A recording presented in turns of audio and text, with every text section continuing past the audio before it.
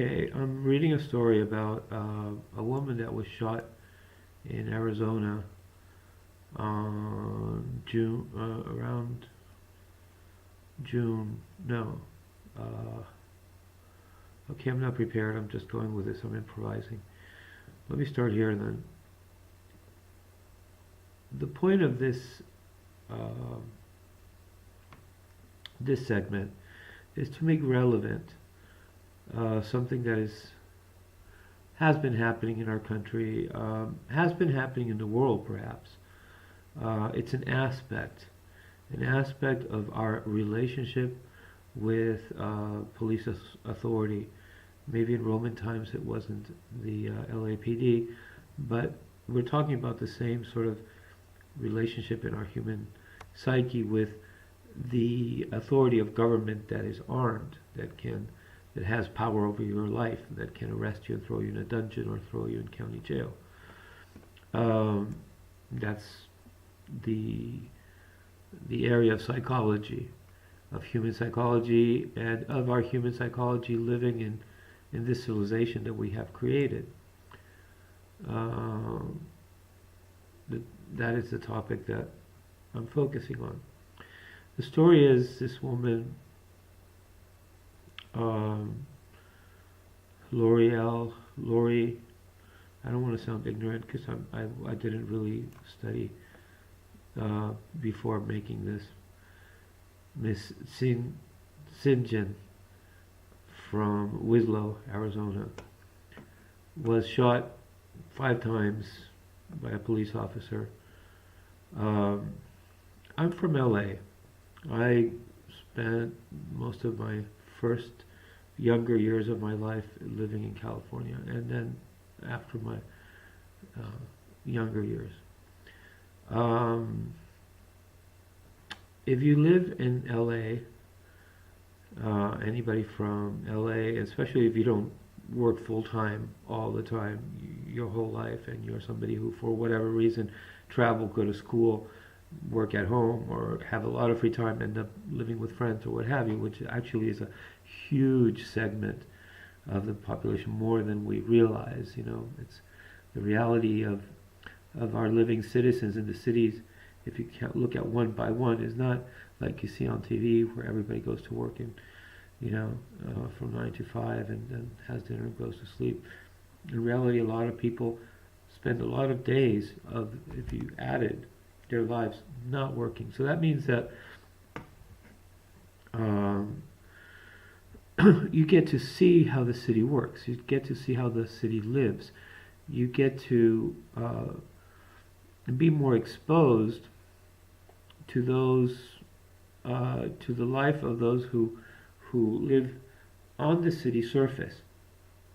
The delivery people, the police officers, the chauffeur, the drivers, the people who do jobs out of a car, and they're always seeing the same people go into stores, into bars, into um,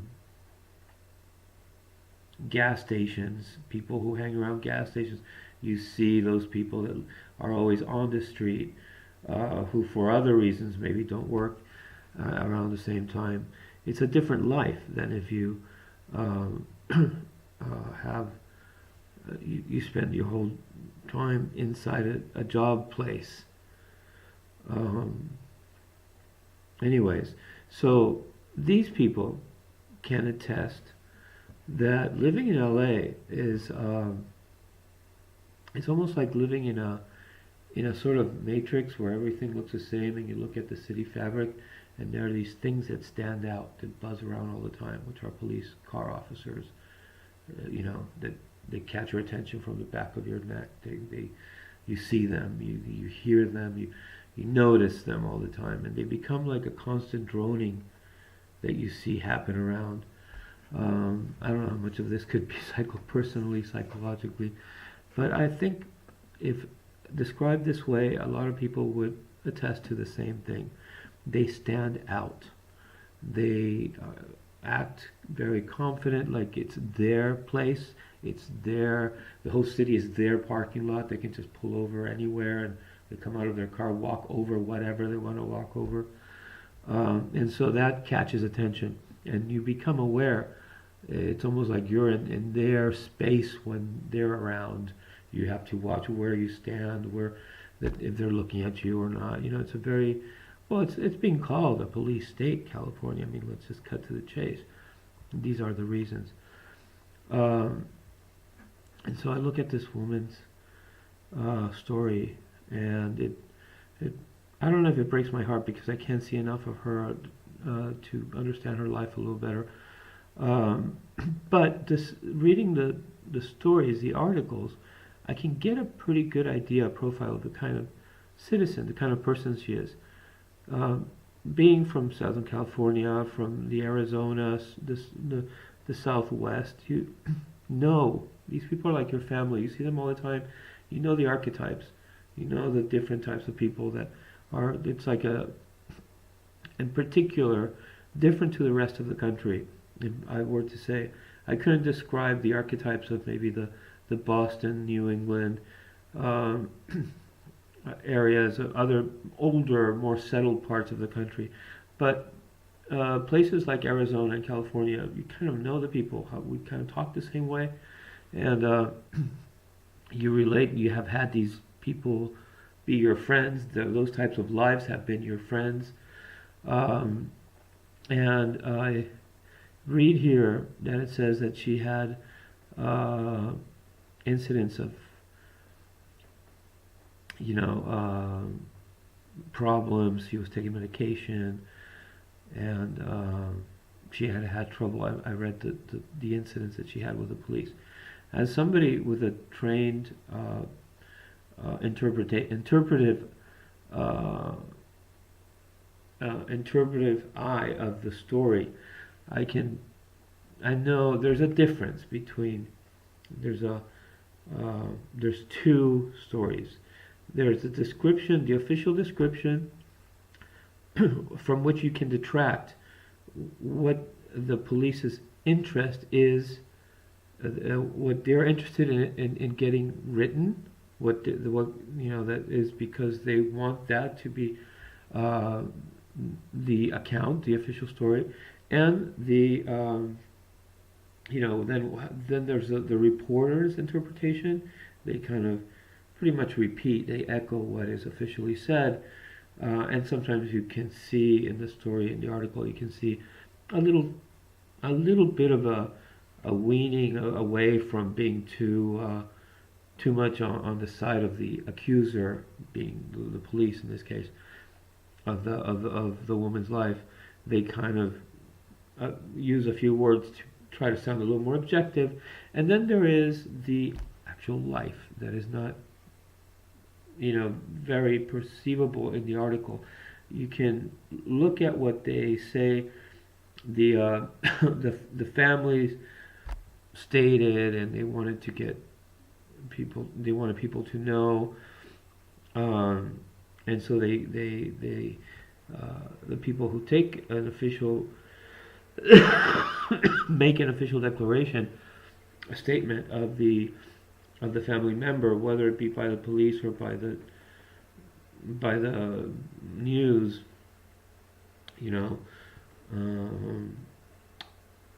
tend to be a little bit on the right, the right side of the right wing kind of. I mean, right, left, that kind of right. They don't. It usually doesn't have unexpected left or genuine of her on her side kind of, and so I think that I'm going to try to do that. I'm going to try to point out something that none of these stories, none of these articles ever include, and I can do it because of my life experience, because I know what it's like living in this part of our country. And I'm going to read. Tsingine is seen being taken to the ground, resisting arrest. She gets up. A pair of scissors is visible, and Shipley pushes her away. She gets up a second time. if you look at the video, and I've been manhandled by the police a few times, I know exactly how they proceed. I know exactly I study, and I like psychology, so when these incidents happen to me, I am looking at what makes them react, everything. Nothing, it's like all your senses go up and you notice everything. She wants to walk away. She wants to pretend this is not happening. And I'll get to why she feels that way in a minute. And you can see that they grab her. They grab her from the clothes. Now, the story in this article, or none of the police reports say we went to grab her by the collar of her shirt to stop her, but you can see it in the video that that's what they're doing. And so if you are a human being, like they are as well, the police, would that be asking for sincerity? I guess, I suppose. Any human being will know that if you're pulled back, grabbed by the clothes, your reaction is to get away even more. So that's exactly what you see in the video. She tugs, she tries to get away, and they grab her more. I know how this builds up. Once they set their their target on arresting you, or on how do you say it, halting you or subduing you. No, there's another word, on stopping you. They become. It's almost like there's a point where officers are not trained to assess humanly the situation. They don't say, wait, let's think about this. How we all do. How we all maybe very quickly, intuitively know a lot about life, enough to, at a given moment perhaps, say this is not the right time. Or you have a better, a wiser perspective of the situation, and you choose not to lunge that punch. You step back, or you stop and let the other person talk, or there's things that we normally do in very quickly, naturally, that are not worked into officers' training. They're trained to never retreat. So once it's like, you just catch the person, you catch the person, catch him, catch him, catch him, catch him. They never go back. They never go, wait, let's let it go. Unless there's something, there are reasons why sometimes they do. So, as a citizen, as an American that has had a few dabbles or dealings with this sort of situation, you know that already. And so there's a pressure that you feel once he starts grabbing at her shirt. She begins to pull away more strongly, and he, of course, does what I'm explaining. He has to, and then there's also an agreement between this insisting type of methodology, this not let go methodology training, and a part of the human. So once you start fighting, when you really start fighting and you go at it, the escalation is also like a you lose it, and you go in at it even stronger. Well, that part of the human psyche starts playing into his protocol, and so he grabs her even stronger from the shirt. In his mind, he becomes like an army. It's the training and it's the human side that I'm not getting. Now it's on, like we say. And so she reacts even more. She pulls away, and because he doesn't let go of her, she swings and falls, because she tries to get away so much that the momentum of her yanking away makes her spin, makes her turn, and he's still grabbing onto her clothes, and so she falls because he is trying to pull her. when she falls, you can see this woman, and then you see her face, and I can kind of tell a little bit about what her cultural background could be like. A few options that are common, actually, that whether this country or whether this part of the country, her physiognomy tells me of a type of personality. She gets indignant. She feels insulted that a man pushed her to the ground. She's appalled, and so she turns up. She stands up. I'm sorry. She stands up and walks towards him. Now, the scissor, I don't know, maybe I missed something. Maybe I wasn't looking at the other arm. I'm going to look at this again. But if there is a scissor, it's in the arm dropping down. It's not lifted like it's going to go at him, threatening the officer with a police officer. I don't know, maybe I did miss, I could be, but I couldn't see the scissor because I kept looking at this arm. Is that the arm? And if there is a scissor there, it's like held down, not being lifted in a threatening position. Well, the rest is kind of self-explanatory. He shoots 5 times. I mean,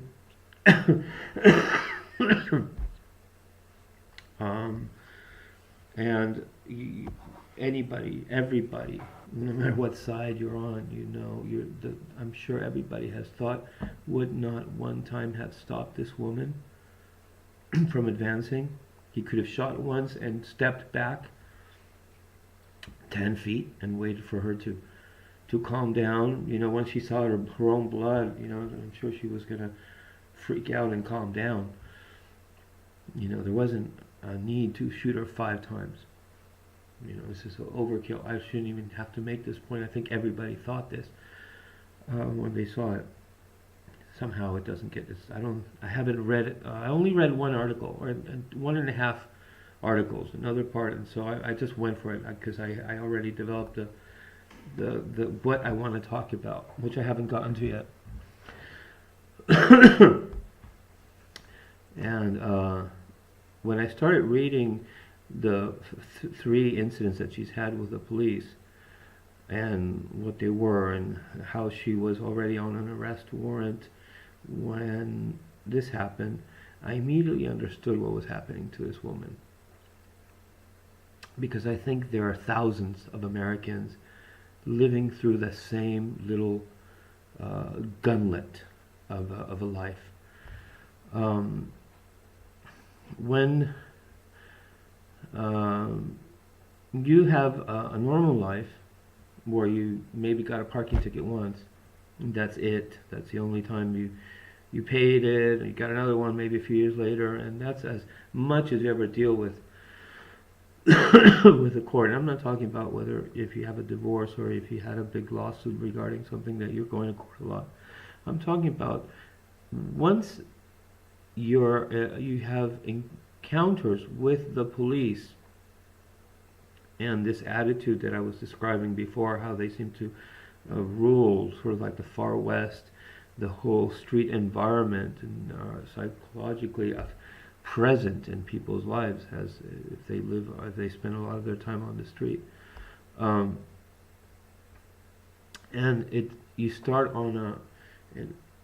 having this type of pattern where you connect one thing, and then because of her maybe not working, hanging out at a park, she was drinking once or something, and so somebody called her, or because she didn't want to leave an RV park. You have situations where the cultural mentality, people sometimes are just mean. They hear that your girlfriend doesn't want you around, and so you're not insisting on not leaving her trailer home. You're not insisting on coming inside. You stay outside moping. This didn't happen to me. I'm describing what could be a typical situation. You stay around moping. Maybe go sit somewhere in the trailer park and try to sit at one of the benches.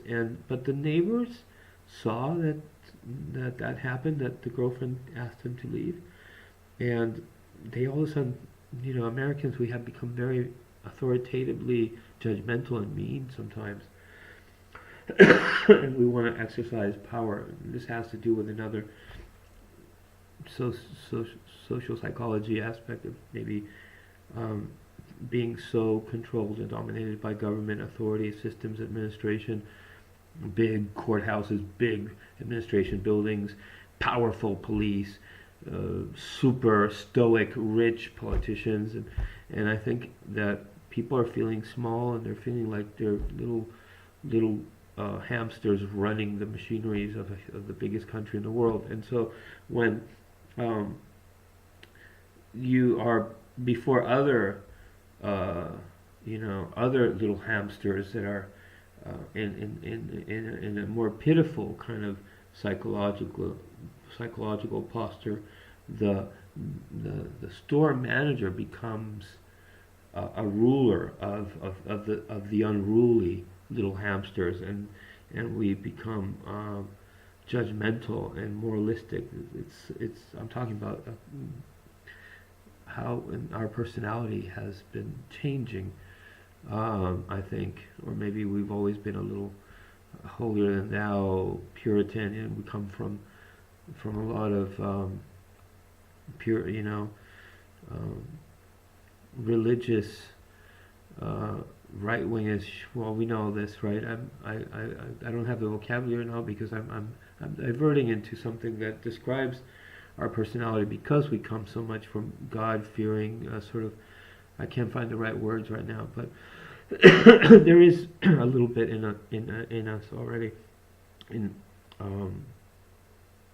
English America, I should say, the real, coming from these the Quakers, the Amish, all the people that brought this punishing God, judgmental, moralist kind of be punished, seeding into our starting times, and then doesn't seem to have disappeared. It just has gone inside and come out in other ways. And it happens maybe in every country, and you have the people that are in the arts and creative and the study and the educational that are more liberal, more left wing, where this doesn't seem to exist or be prevalent. But then you look at the overall country, and in any case, when it comes to these situations of people that have the lives that this woman ended up having before she died, this part of our culture does seem to play in a lot, does seem to have a lot to do with a relationship, something that happens, like you want to free yourself from something that doesn't let you get away, and starts there's like a frenzy of around you that insists that you do not act so subversively, that you do not hang around the trailer park and be sad or be emotional until you manage to let go of your girlfriend in your head, and maybe that afternoon walk away. Somebody has got to call the cops and say that you're loitering in the trailer park, right? So I can see that this woman has had situations like this that started overlapping and compounding. And I want to read, though, this part, because it's what kind of propelled me to say they don't mention this, which is what I made this this about store clerk. She was okay. The report says she gripped the handle. 4 days later, she failed to appear in court. Court-ruling documents obtained by her first arrest occurred on April 23rd, 2015, when she was taken into custody at the Holbrook suspension for shoplifting. She was released and was ordered to participate in a counseling program. So this is kind of like the start. I can almost be with her at that moment, just by reading this paragraph.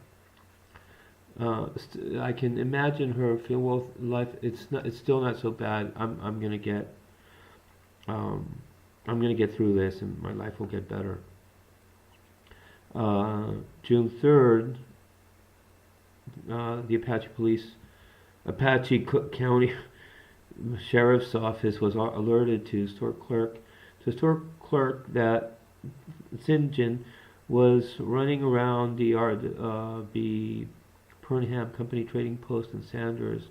I think that's where I got the trailer park idea from. I don't think it's a trailer park, but it works. Refusing to leave. Tsingine lunged aggressively towards a responding. I'm surprised she wasn't killed then. Aggressively towards a responding deputy, who then attempted to arrest her. Okay, so this is the start of her problems. Now, the report said she gripped the handle. Yeah, well, I can testify that they make up reports, that they have to defend themselves. There's a whole cat and mouse game of lawyers that are going to try to use a certain kind of defense, so the police prepare themselves in case you're going to be one of those people that will try to and so how much you got to take this with salt. Grip the handle of his holstered pistol. Now, they're making her out to be. This is probably a woman that was raised by a very, the problems in our country are really cultural. And this is what's terrible, is that the police are no longer the part of the people who understand. A part of the people who understand their own people, like a small country is, or like countries that haven't been so immigrated. They kind of know where that person's coming from. The person in different situations, at the bar brawl, or at the other types of situations where police may be called in, they know what kind of personalities it involves. One of the problems in our country is that they don't know anymore. They don't understand. They are figures of people that they're dealing with, and a protocol that is thrusted onto those people. If you think about this woman a little bit, her pride. You can see the loins of another culture that came to America and how she views the world. There's a sense, the irony is that a lot of people come with a strong sense of respect for others that does not correspond to whatever ideas of respect we have in our society. And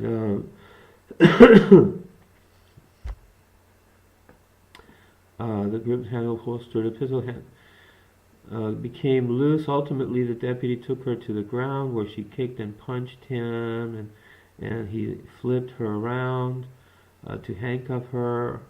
It's so sad. It's so sad. It's so horrible what's happening in America. People. They're people. They're not robots that are going to jump at the police. The training that these men are being conditioned to become, and I use these words intentionally, is what the hell? I mean, are they preparing them to go to Vietnam? Kind of, is that where it all comes from? From being militaristic to bring down the undaunted enemy.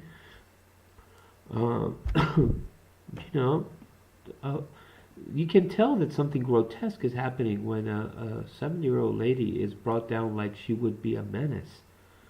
I mean, all you have to do is kind of like stand in her way, basically, an old lady. You don't need to bring her down. but they cannot think outside of that. They cannot think outside of that because of their training, because of how we are grooming our police officers. And then of course it starts earlier, because you go into that career because you respond to it psychologically. There's something about how they are, which is what I'm criticizing right now, that nonetheless stimulates the imagination of or the psychology of a young child who feels that that is what they want to be. And it goes back to this need to be strong and authoritative in a country that is too big for us, or makes us feel small. And so they see that, and they resolve the psychological situation by saying, well, I'm going to be powerful like those guys that wear black and have those guns, and I'm going to be also like that. That's when it actually starts before the training. 4 days later, she failed to show up for her court hearing on the officer assault allegations, and a warrant was issued. So Country Superior Court, the warrant was active when she was shot and killed. Okay, family members did not respond to requests to further comment on Tsingine's death, but her aunt, Floranda Dempsey, in a eulogy at her funeral, spoke of her niece as having tumultuous life plagued with personal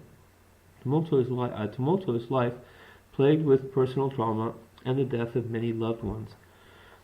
So this little part, the writer tries to make it sort of the absolution. The writers, who supposedly is on the people's side, who wrote the story, tries to take what I was saying before, the second description, that sometimes they, with a few words, they try to be a little bit on the side of the of the person, in this case, that is being written about. And then she suffered the death of many loved ones. Friends of Tsingine told the Republic that she took medication to help with her issues, and her family's attorney cites a history of mental illness and alcoholism. So I'm following on the writer's intention to kind of explain this woman and what trouble she was having. And I thought, even though it appears that they're trying to defend her before the police brutality event, I thought to myself, but nobody talks about how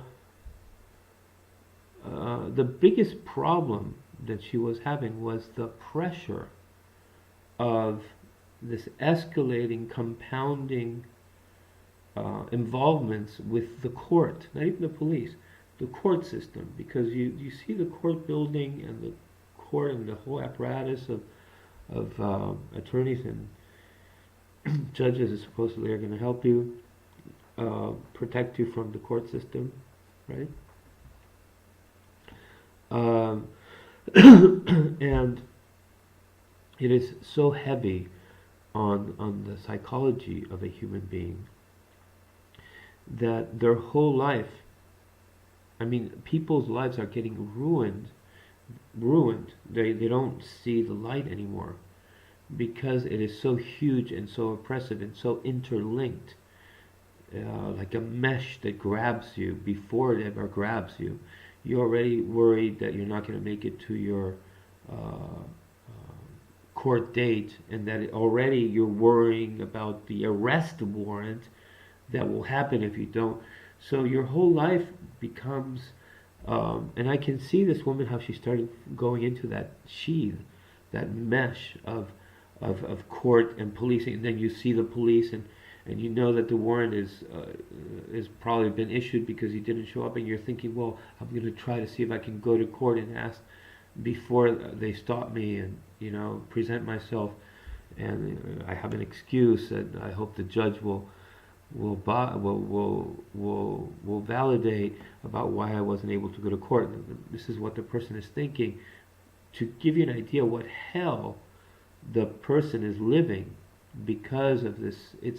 It's amazing. It is like as brutal as you would imagine a country occupied by a dictatorship, or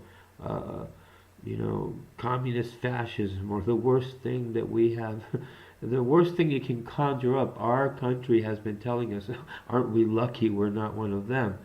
In reality, these people are living that intense of nightmares once they get exposed to the reality of the grip that there's I think 7 or 8 million Americans, which is 7 or 8 million. That's the biggest capital metropolis of many countries.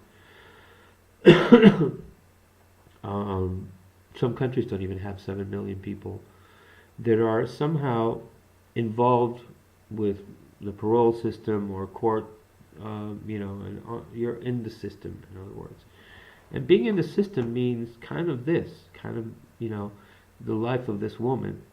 Now, if you have a personality that is not a certain way, and I don't want to describe it because that would be too difficult, and I'm thinking it has nothing to do with being good or bad or judging if it's a successful or a difficult personality or anything like that.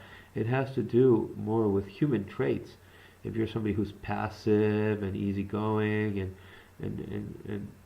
but we need people that are leaders, that they have pride, that there's some arrogance. These are all, we need the full picture. The whole panorama of the human personality is good. And already when you start talking about this, well, the problem, they run into problems because they're hot-headed, because they're arrogant, because they're stubborn. Everybody has stubbornness, everybody has hot-headedness, everybody has gentleness, everybody has passiveness. We're all the same. We have it at different times. But if a person figures out how to basically, if they're lucky, if all they have is themselves and a few people in their lives, and all of a sudden disproportionately these enormous courthouses and overbearing power of the police and the fear of jail, and she was already did time in jail, so that means she's already scared of jail. Now this is the irony. They in other words, what I'm trying to explain is that the institution of the penitentiary, judicial, police apparatus causes the problem psychologically. I'm not even talking about the turnstile stuff that they say, the revolving door problem. I'm talking about at a psychological level of causing the person to be afraid and to be targeted and to also seem more appetizing to police officers because they have numbers, they have dates, they have a name, they have information in the computer, so now their job can work. It's not about so much about what they say commonly, that they profile, and so they go after you because you're black or because you're Latino. No, it's almost like they gotta work. So if you already have some information, it's completely irrelevant in their computers. It's completely irrelevant to the purpose of a judicial social behavioral laws. I don't know how to call this aim that it would have for a country, which is to keep order, to keep extremes from happening. It fails. It fails miserably, because what a judicial system tries to do at the civil and social level is to stop those extremes, people from killing brutally, or from robbing a whole lot, or from unfairness, or in the sense of the power of many overcoming the little power of the few, and things like this. But in reality, how many years you give somebody in jail has not stopped the amount of theft or crimes or murder. Yet the thinking, this is how how inhuman, how detached it is from the real purposes that the judicial system should have. They continue to think in terms of, if we give so many years, should we give more years and that will take care of it? More prisons, that will take care of it. More ways by which they're punished. If they do it 2-3 times, then we give them more years. This is like this is like as if it were something that is trying to tackle a different beast, not a not social living conditions, which is what we're supposed to be dealing with, social living conditions. Instead, it is trying to play some kind of video game with the repetitive occurrences of things in society, which has nothing to do with how we are towards one another. Okay, so I hope I've done something for you, for your family, Miss Tsingine. I hope that somehow this will connect to a closer observation of how even of her story, and how even in light of her becoming one of the heroes, one of the victims of our police brutality, it is still offering us 10 times more to look at, 10 times more disparity, and even what the best intended stories on her articles on her story would attempt to do. There are so many things that we're not considering. There's so many lives out in our cities that we can learn from ourselves as a country, and how much we are actually creating the conditions and ignoring what we're supposed to be doing. We're creating conditions by which the wrong way in which we're doing it acts even more brutally against those people who we created worse conditions for, and the wrong way that we're going about it acts even worse against them because of that.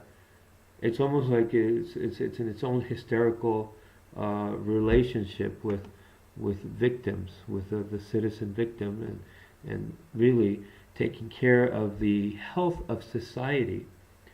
That we don't need police, that we become good people who take care of each other, which should be the ultimate purpose, is completely ignored. It's not even being listened to. See, how can we achieve that? Nobody's trying to see how we can achieve lowering our prison population, for example.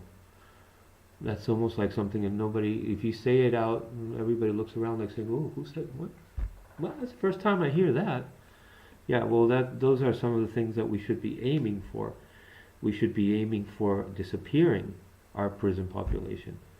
That should be the ultimate goal. Now, if you, of course, you immediately realize what one of the problems could be is when you have people react immediately by saying, "Well, that would just be impossible. There are always going to be people who," okay, forget, even if it is not a bad thing to aim for not having people in jail, for having a society where people do not get arrested, for aiming to lower our prison population. Let's say that as soon as we start to, it is very difficult, almost impossible. That's fine, but it is the right place to aim to, and then that may push us to realize how we're wrong in thinking that we can't, what cases have, it will push us to go through everything, but in the right direction, even carrying with us those that say it's impossible, or there's always going to be criminals, or blah blah blah blah. You just carry them all with you towards that ultimate best of all goals. Seems simple enough to me. I don't understand why we don't talk about lowering our prison population, or why don't we make it a concerted point.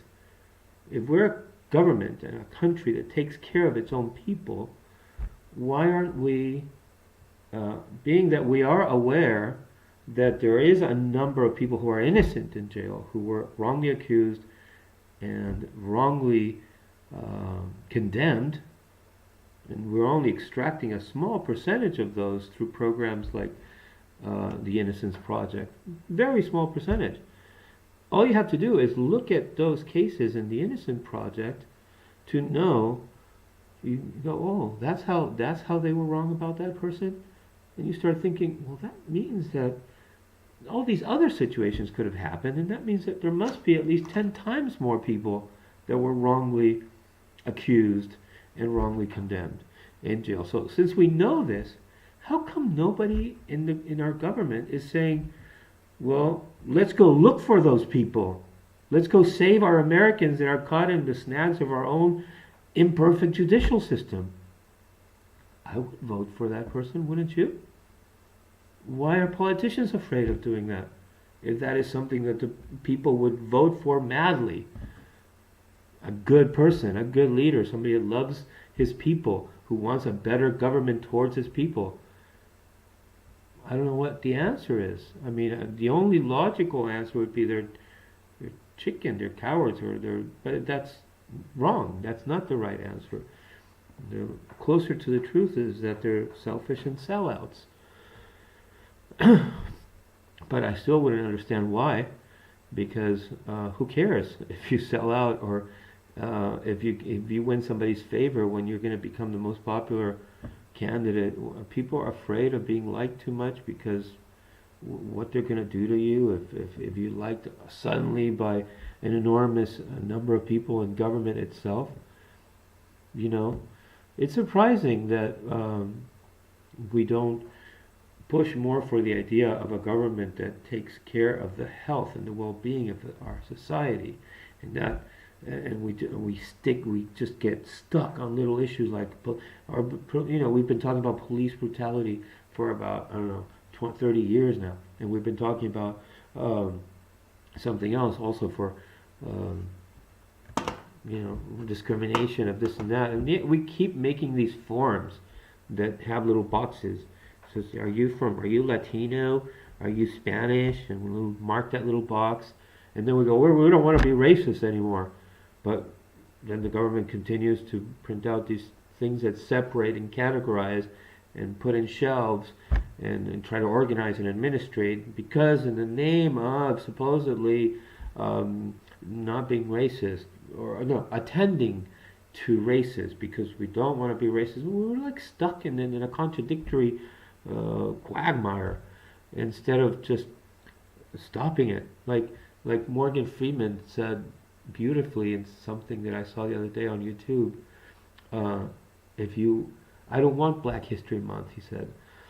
Do you want White History Month? And he was kind of not making it across. I could see the point that he was trying to make with the reporter. And I'm going to build on that. If you keep making Black History Month, is what he was trying to say, or the Holocaust, the Jews, this and that,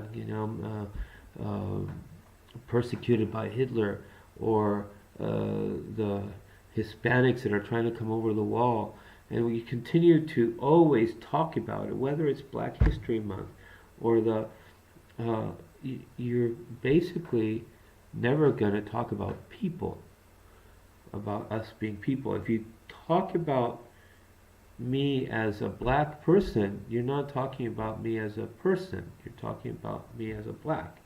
And so if we really want to get rid of racism as we have defined it, because racism is actually natural and it shouldn't be a bad thing to talk about the things that we can obviously see are different in each other's bodies, but we are worlds apart from countries like Brazil, for example, where they laugh and we say black and we cringe.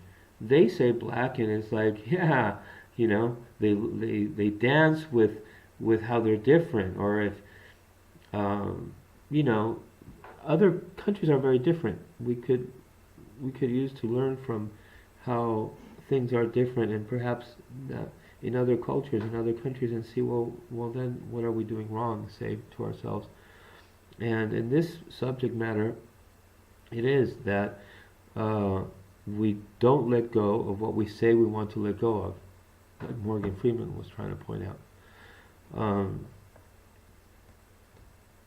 So, yeah. But, I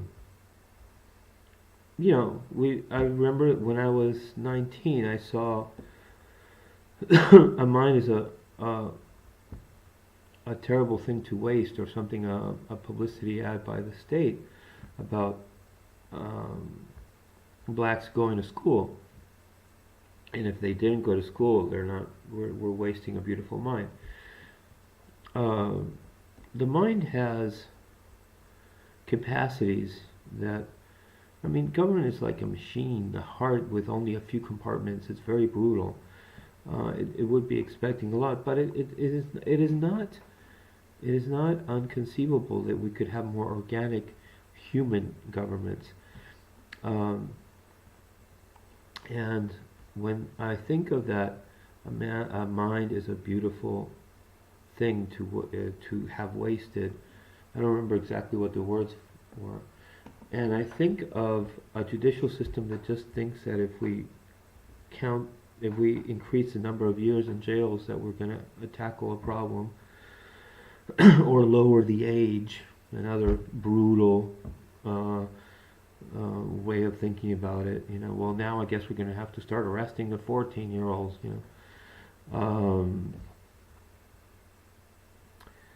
And we ignore that the mind has natural redemption. Redemption is not something to do with religion. Religion picked on, built on, how do you say it? Took on it. But it obviously happens in the human mind before religion try to talk about it. And I think it is also in other human sciences, not just in religions. Natural redemption is a natural thing that occurs in the mind, and we all can relate to it when we think about to it when we were children, and we were being bad, and maybe just not being so obedient with our parents, and we found that bad friend, that pushed us that extra bit, and maybe one day we came and did something wrong, we took something from grandma, or and then we also were playing sort of an area where kids know that some of our bad doings are overlooked. So there's like an allowed area that you do things, and your parents just don't have such a hard time telling you what's wrong about that they just let you do it.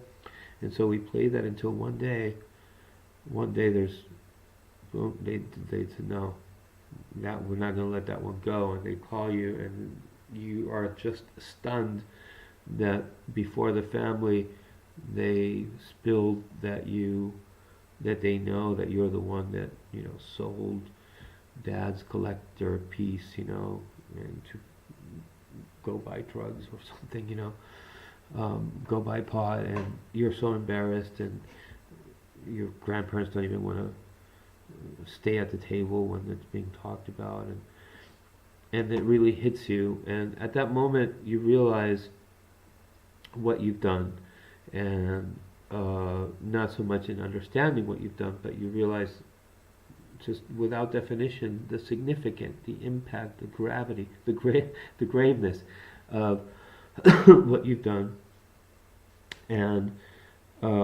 you feel bad. Now, when you feel bad, there is different than when the law catches you and says, we know you did it. In the family situation, or maybe friends that found out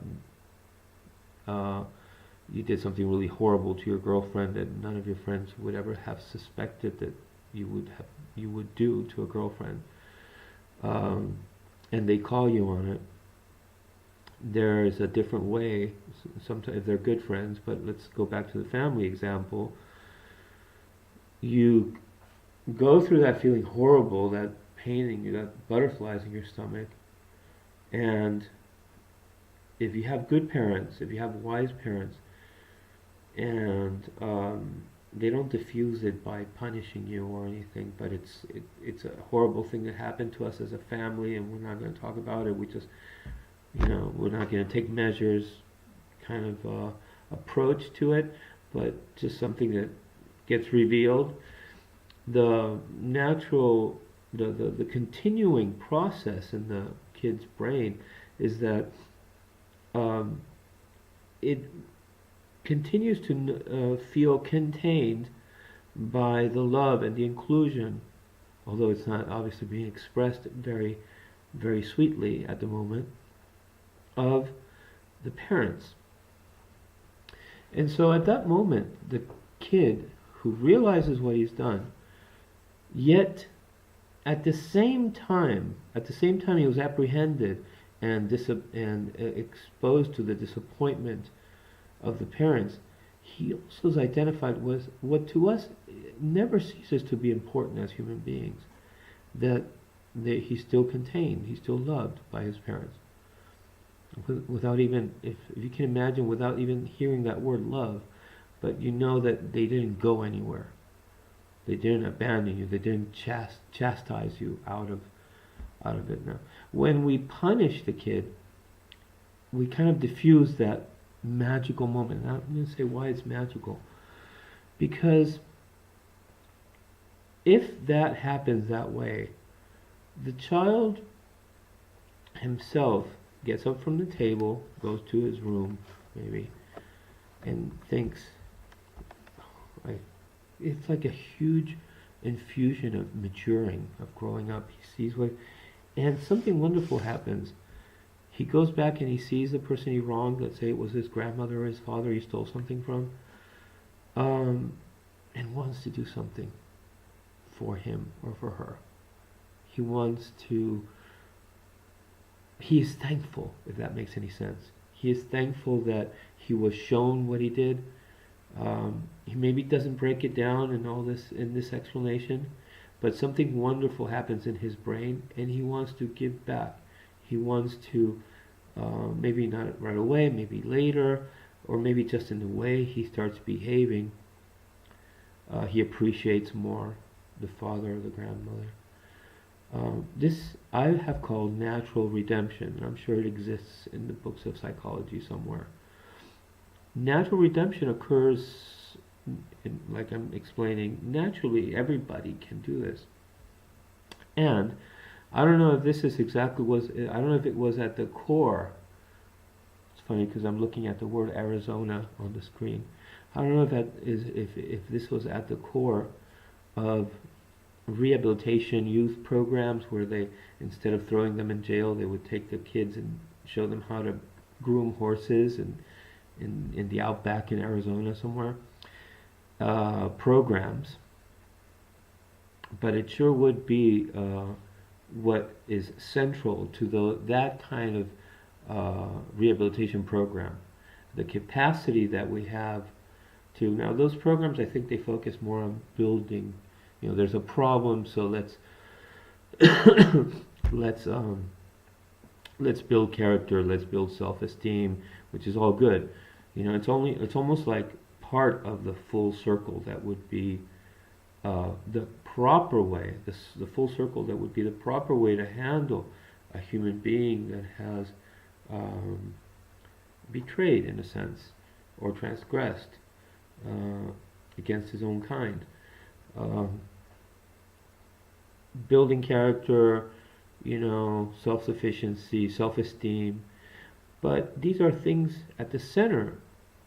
Perhaps what we've never learned to identify as intellectual, the intellectual aspect of that gives rise to the judicial system or recovery programs or rehabilitation programs, is that there is a capacity for natural redemption. So what I'm thinking is, in our prisons we have thousands of 20-year-olds, talented 20-year-olds that can play music, that can teach English abroad, that can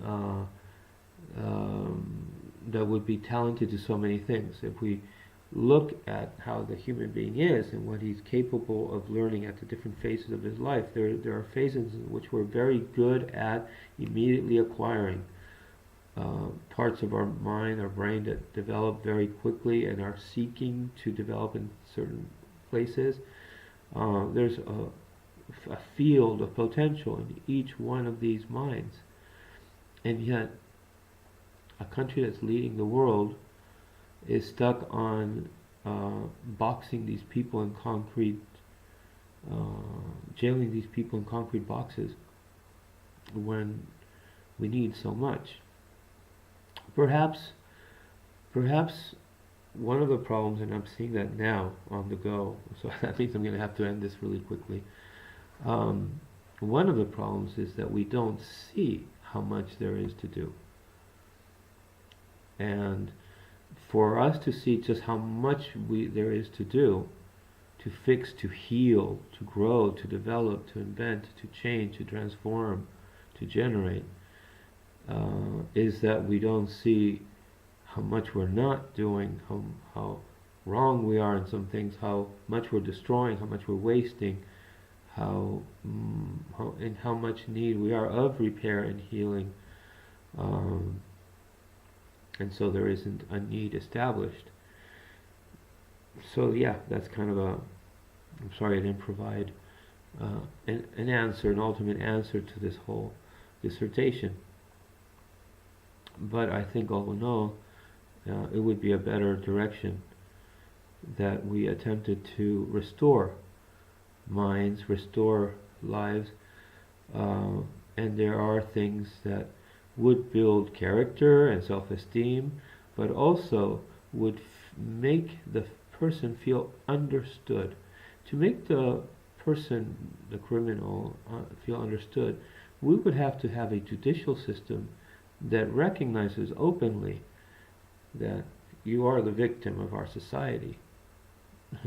Said to the criminal, we are the ones that indulge and we think it's funny that we do drugs and we play this cop and robber game at the border about drugs, and we sensationalize it in movies, and we can't blame you for being desperate to rise in the world, rise in society, and only thinking of this that you had available.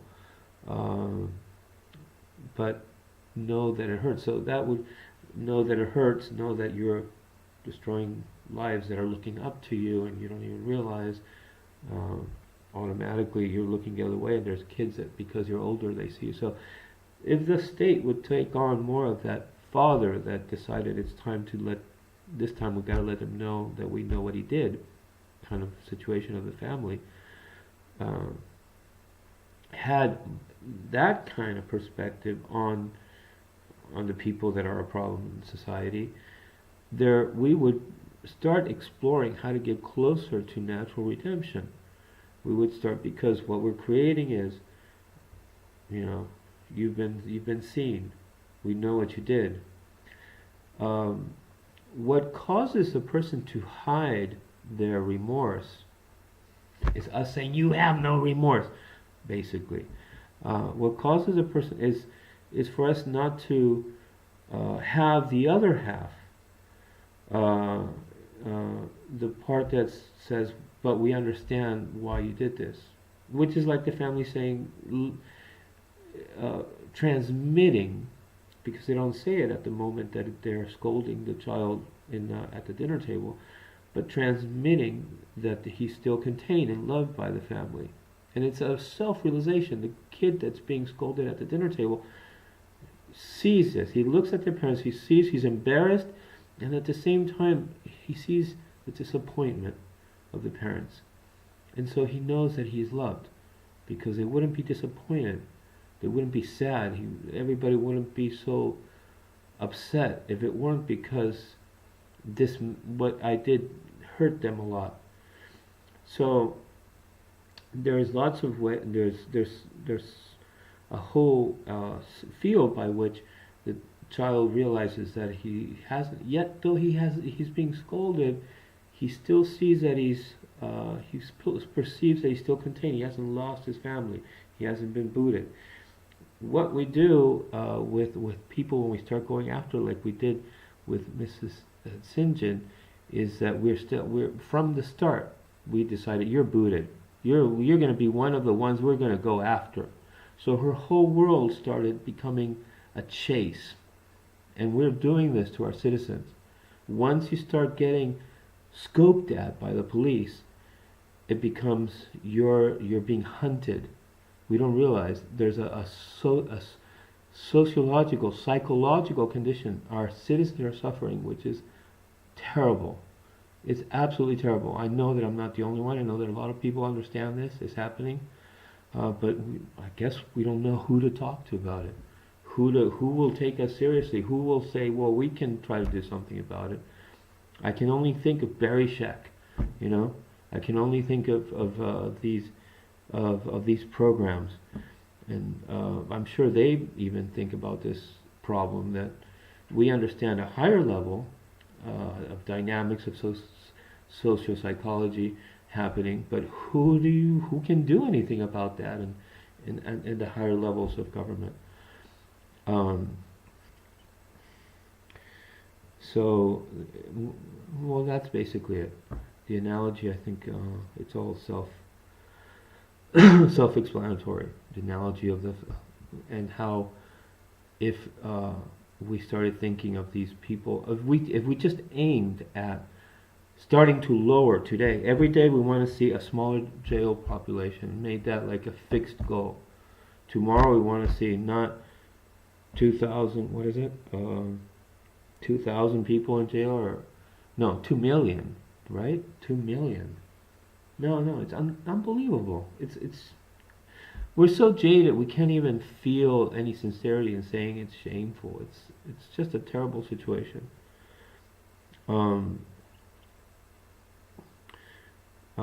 And said the next day it's going to be 1,999,000, and the next day it has to be 1,998,000, and just establish that, and that it becomes the pressure. This is also a system of it's also an administrative a political transformation concept comes from something else. But anyways, here it could it could work singularly, detached from where I'm drawing it from,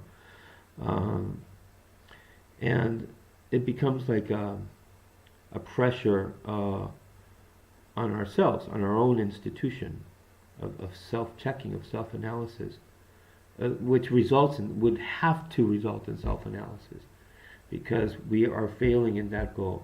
Not to question that goal, we just simply establish that. Once we do, we're forced to see the difficult things. Well, if we don't want to tomorrow shorten the sentences or abolish the sentences of 10 non-violent theft, non-gun bearing theft prisoners, why not? Well, because the law is structured this way and this way and that way, and therefore if we did that we wouldn't be and why is that? Well, because we have done this and that, and then we come to a point where we would be confronted with having to, in order to present to whatever authorities that be would be examining the reason we're logically going to undo this, we must say things like, well, we were being, insensitively, ignorantly punishing. We were punishing somebody for something that they didn't do. It happened because it was more important at that time for these people to get paid and those people to have work, for example. And so that explains the mechanism, what satisfies the person that says, I want to know that you know what you're doing, so that indeed we have made a mistake, let's change it. When those situations occur, is when the difficulty comes, because we are challenged with the more difficult parts of the human psyche, which are to admit that we did wrong without good intentions. That I really was being selfish. That I didn't care. I made a mistake because I didn't care about you. Right? We see it. We humor it in movies, maybe, but when it happens in real life and in our working life, these are things that are never said. Everything is perfect in working life. Everything is following a system. Everything is following the way we laid it out, the way it's thought out. We never include the failures of our reasoning in the design of civilization. And the truth is that civilization fails humanity. It does.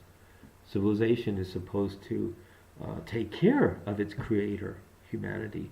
It's supposed to not kill its babies in wars and bomb its own cities. So if we have a civilization that results in wars, we have a civilization that fails. If we have a civilization that results in people ending up in prison, it's a civilization that fails. If we have a civilization, people that end up not fulfilling the potential of their lives, not making anything out of their lives, or just being, causing problems, being a burden, hurting themselves, it's a civilization that fails. So we have to acknowledge that. Now, this, of course, a lot of people may argue it might take us immediately to not theology, but the human condition of the reality of the human mind, maybe. And people might say civilization is a result of us, because there will always be somebody that wants to war, that will want to kill somebody, so we don't know what to do with them, so we gotta. I don't think so. I think that really all our sufferings are our own doings. The sufferings that mankind has when it comes to this world, or that humanity has on this planet, are natural. The body decaying, the avalanche that covers the village. But the ones we suffer the most about, because these are all stuff that we can work on readily, we can address. Our intelligence ought to be directed towards the sufferings of our natural existence, and not have to be so dedicated to solving the ones that we cause in ourselves. The car is an invention that runs over people. We created that invention. In our suffering, people get killed in car accidents, drunk driving, run over, da-da-da-da. Well, who created that situation? Mankind did.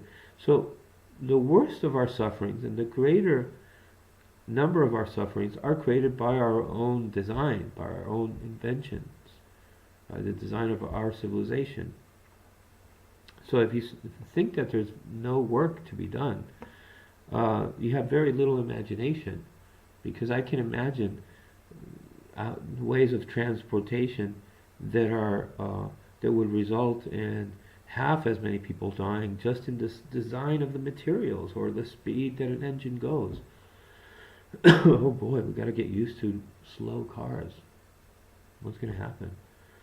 But it may seem funny, but in reality, we are totally empowered, and we are totally in our domain to design the civilization we want. What would make more sense than to design a civilization that takes care of its creator, that optimizes its environment, that does not create. And so today we're talking a lot about gun control. Why are we even saying gun control? I mean, the problem is the gun. I mean, a lot of people are afraid of stating that, because it sounds like right away you're saying you can't. You're saying a lot of things, like you have no right to have a gun, or we should stop producing weapons, and people start saying stupid things like, "Oh, utopia doesn't. one of those people who believe in utopia, it's just an idea. People's criticisms are stupid. And we haven't even explored fixing the supreme, ultimate, best goals for ourselves.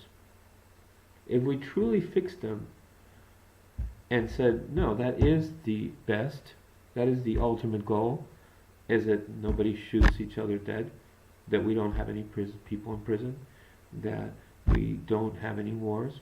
Let's leave that there. Let's just humor that. Let's just try that. Let's see if we can do that, and be serious about how would we have to change the world in order to achieve those goals.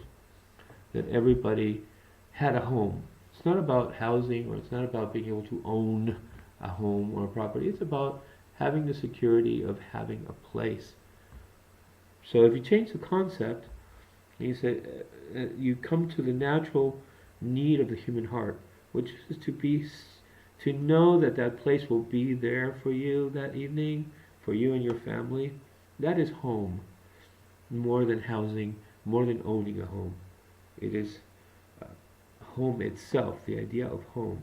And that can be achieved, that guarantee, that security, can be achieved in many ways. It doesn't mean that we have to have a socialist government that produces huge apartment blocks for everybody for free. It doesn't need to mean that. It's a way that we reason how to achieve our goals. So if we establish these goals, and then we're serious about how to achieve them, we can get busy in a good way, for one thing.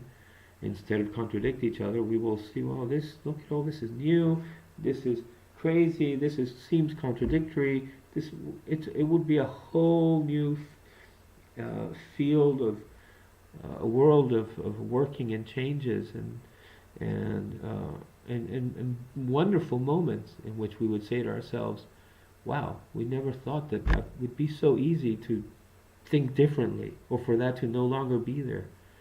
There would be many of those as well. We are the creators of our own civilization. We make this shell.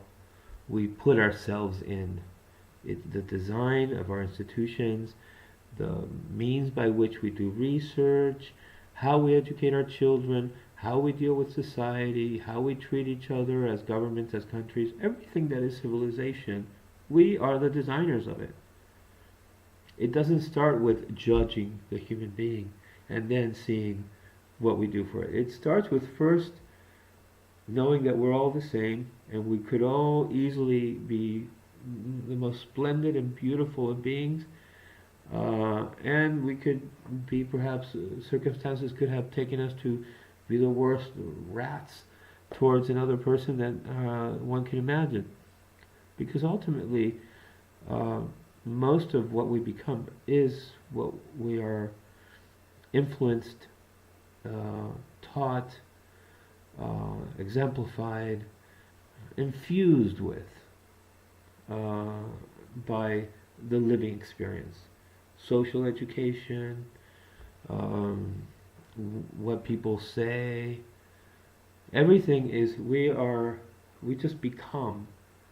People just become what they become. So that person ended up becoming that way towards others, and that way, that person ended up becoming that other way towards people. It is because of what the world created them like. And we are that world. We are the civilization created them like. So we are the creators of that civilization. It's the best place to start, and it's the best place to start in order to continue on a transformation, or to start a transformation, or the best place to continue in order to start on a transformation. Okay, this went somewhere completely else, Miss Tsingine. I wish you had been around to hear it, but maybe your family will appreciate it.